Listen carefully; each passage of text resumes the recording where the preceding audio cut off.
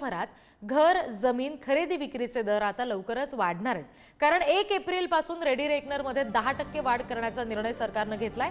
Ready रेकनरच्या वाढीमुळे flat आणि जमिनींचे भाव वाढणार आहेत। 2021 साली कोरोनानंतर 4 वर्षांनी रेडी रेकनर दरवाढीचा निर्णय घेतला जातोय।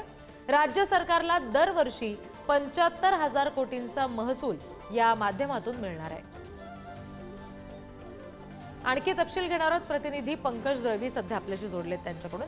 पंकज, 10 ते 14% ही वाढ होणार आहे। साधारणपणे घरांच्या किंवा जमिनींच्या किमतीवर याचा कसा परिणाम होईल?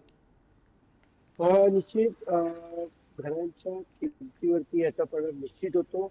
10 ते 14% वाढ ही घसघशीत वाढ जी आहे ती आहे असं म्हणून एक सिंपल लॉजिक जर का सांगायचं झालं तर आता जितके पैसे घर घेण्यासाठी मोजावे लागत आहेत त्याच्यापेक्षा 14% जास्त, म्हणजे 100 रुपये जर का बोलत असतील तर यापुढे 114 रुपयापर्यंत पैसे मोजावे लागणार आहेत।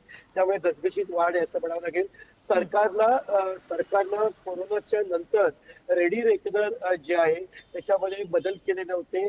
अगदी साध्या सोप्या शब्दात सांगायचं तर रेडी रेकनर म्हणजे बाजारभाव, ज्या भावाला भावामध्ये तुम्ही तुमचं घर विकत घेता त्याला बाजारभाव म्हणतात। प्रत्येक महानगरपालिकेच्या अनुषंगानं तिकडे रेडी रेकनरचा दर जो आहे तो ठरवलेला असतो आणि त्याच्यानुसारच तिकडची जी घराच्या किमती असतात त्याच ठरवलेल्या असतात आणि त्याच्या अनुषंगानंच घराची खरेदी विक्री होते।